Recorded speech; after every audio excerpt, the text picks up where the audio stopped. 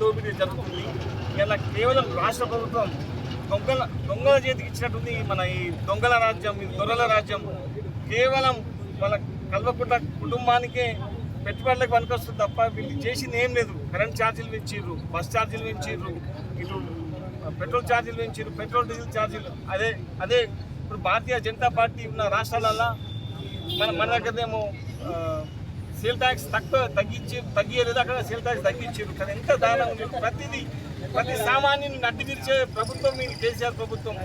కేవలం కళ్ళు మాటలు చెప్పుకుంటూ బతుకుతున్నారు తప్ప మీది మనల్ని దోసుకుంటున్నారు. ఇప్పుడు మనం కట్టే ట్యాక్స్ల మీదనే వాళ్ళు ఈ పెన్షన్లు ఇచ్చుకుంటా, పెన్షన్లు ఇచ్చి మాయమాటలు చెప్పుకుంటా వీళ్ళు ఓట్లు తప్పాయిస్తారు తప్ప నేను చేసేది ఏమీ లేదు. కేవలం వాళ్ళ స్వార్థ రాజకీయాల కొరకే తప్ప ఇటు రైతులకు చూడు, రైతులకు రుణమాఫీ చేస్తాను, ఇప్పటివరకు రుణమాఫీ లేదు.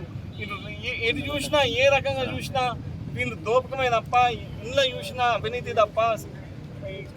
ఏ ప్రాజెక్ట్ తీసుకుంటా ఏం చేసినా మొన్న ఇక్కడనే మన రైతులు వాళ్ళ తప్పుడు నిర్ణయాలతో పెద్ద ఎత్తున రైతులు ఉద్యమించాల్సి వచ్చింది. అది కేవలం ఇక్కడ ఉన్న ఎమ్మెల్యే గారి చేతగంతనం. ఇక్కడ ఎమ్మెల్యే గారికి సోయి ఉండి అతను ఏమన్నా కళ్ళు తెలిసి కళ్ళు ఆఫీసర్ డాక్టర్ అయినా కానీ కళ్ళు కనిపిస్తుంది అంటున్నాయి ఆయనకి.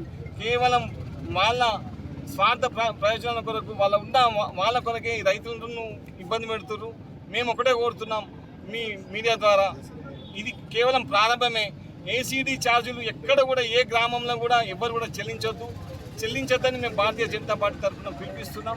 ప్రతి గ్రామంలో ప్రతి గ్రామ పంచాయతీలో తీర్మానం చేస్తాం. ప్రతి ఒక్కరం అక్కడ ప్రతి ఊళ్ళలో తీర్మానం చేసుకుంటా రాష్ట్ర ప్రభుత్వాన్ని పంపించాలని మీ మీడియా ద్వారా మేము కోరుతున్నాం.